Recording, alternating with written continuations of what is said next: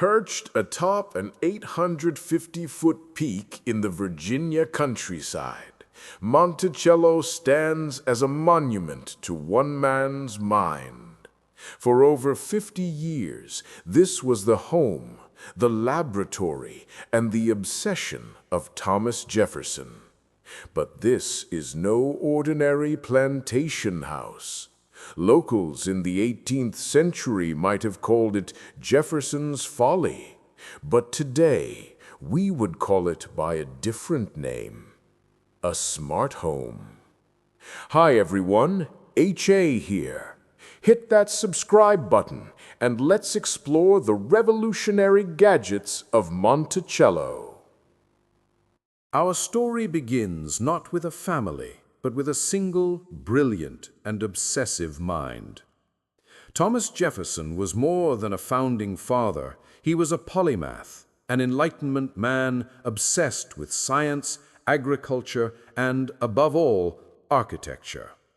When he inherited this land in 1764, he didn't want the standard English-style Georgian mansion, the brick boxes popular in Williamsburg. He wanted something new. He wanted something Roman.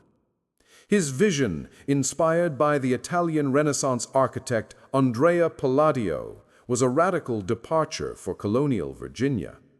He called his future home Monticello, Italian for Little Mountain, and in 1768 he began to build. This was a lifelong project, a house he would build, tear down, and rebuild for over 40 years. His architectural vision was supercharged when he served as minister to France. He toured the ruins of Rome and saw the cutting-edge neoclassical designs in Paris, like the Hôtel de Salm. He returned to America in 1789 with his head full of new ideas, and he essentially tore down parts of his first house to build a second, grander vision, the one we know today, complete with the very first dome on an American private residence. But the real key hook of Monticello isn't just its radical style, it's the technology. Jefferson engineered his home for maximum efficiency, comfort, and data. This was an 18th-century smart home. In the entrance hall, visitors were greeted by the great clock. It was driven by cannonball weights. On Fridays, the weights for the days of the week would descend into the floor, and on Saturday, a second set of weights in the basement would mark the end of the week. Jefferson was obsessed with data. On his porch, he installed a weather vane connected to a compass and a dial on the ceiling, so he could check the wind direction from the comfort of his chair. To solve the problem of hauling wine up from the cellar, he built 2 dumbwaiters, small elevators hidden in the sides of the dining room fireplace, which would bring up a fresh bottle with the pull of a rope. His doors were automatic.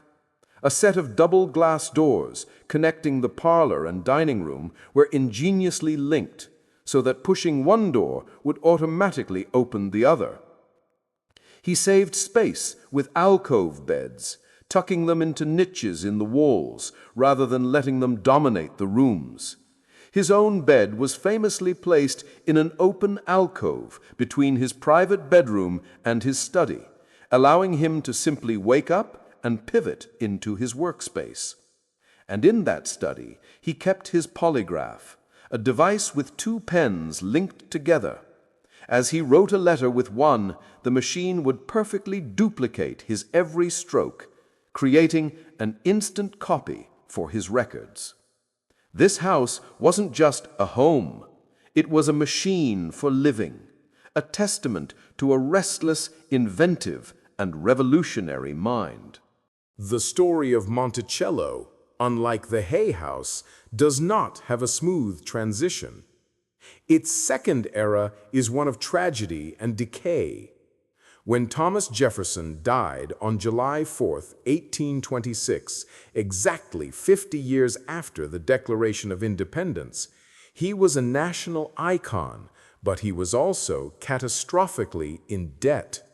He owed the equivalent of over $2.5 million today. His passion for architecture, his obsessive collecting of books and wine, and the financial failures of his plantation had bankrupted him. His daughter, Martha Jefferson Randolph, was left with an impossible burden.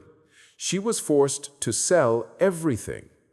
In 1831, the house and its remaining 550 acres were sold at auction. But the sale wasn't the tragedy. The tragedy was the owner. The buyer, James Turner Barclay, was a local druggist who had a bizarre plan. He wanted to turn the plantation into a silkworm farm. His upgrades were disastrous. He neglected the home, cut down Jefferson's ornamental trees, and let the complex fall into ruin. For a few years, one of America's greatest architectural achievements was left to decay. The house was poised to enter a new chapter, saved by an unlikely hero. In 1834, the property was purchased by Uriah P. Levy.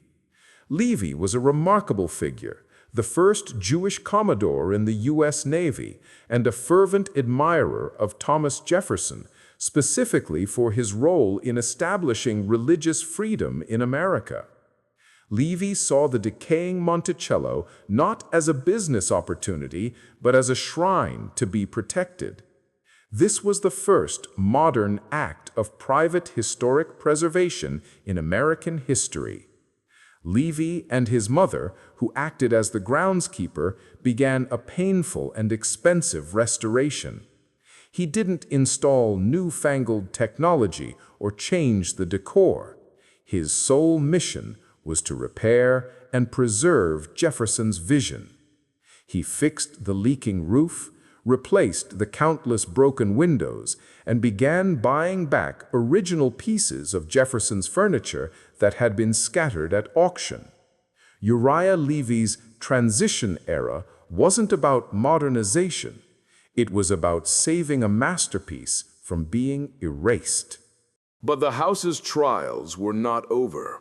When Uriah Levy died in 1862, he left Monticello to the American people, but the Civil War was raging.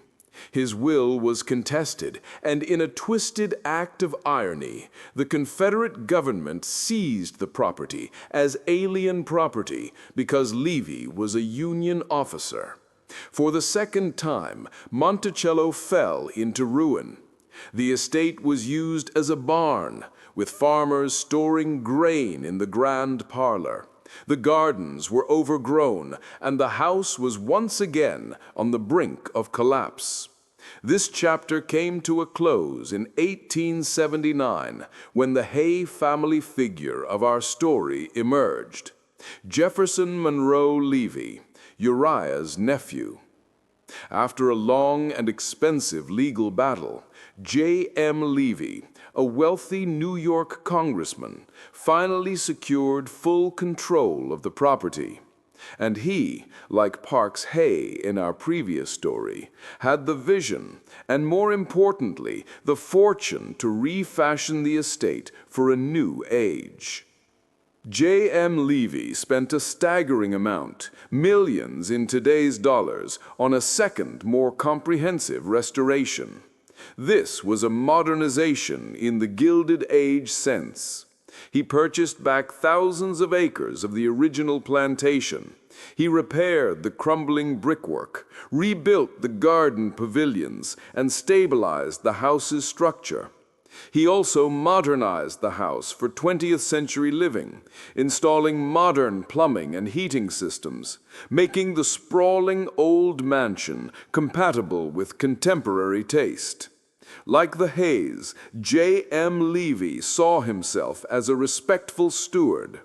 He refurnished the home, not always with Jefferson's original pieces, but with period-appropriate antiques.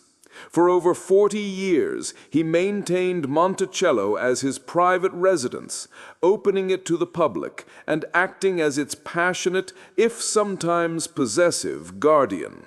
protecting it from souvenir hunters and decay. By the early 20th century, the cultural landscape was changing. Americans were increasingly recognizing the value of saving their historic homes, and a powerful national movement began, led by a woman named Maud Littleton, to turn Monticello into a permanent public monument. The target of her campaign was Jefferson Monroe Levy.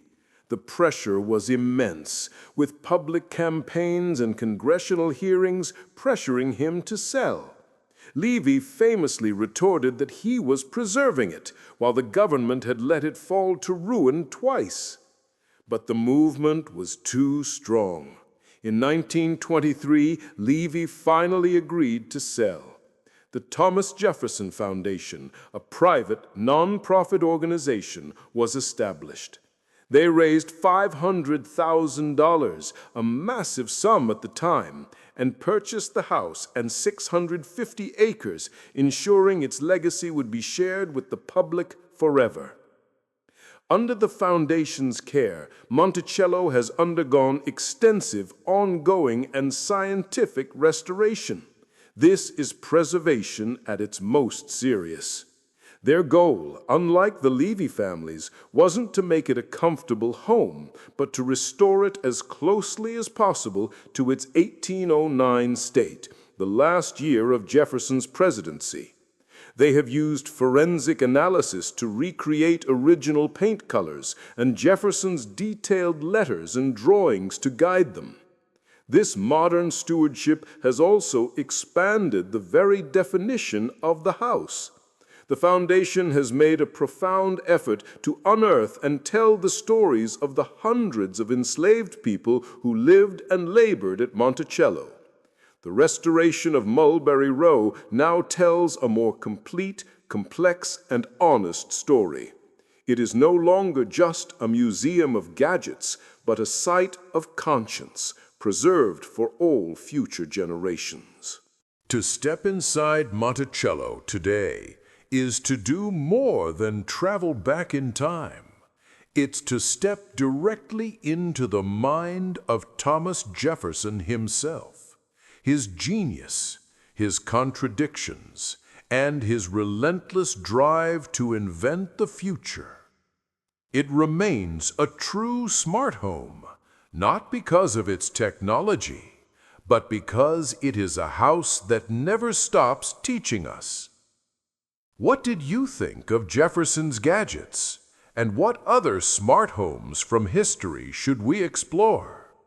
Let me know down below in the comments section. And while you're there, make sure you're subscribed so you never miss an exciting episode of The Old Mansion.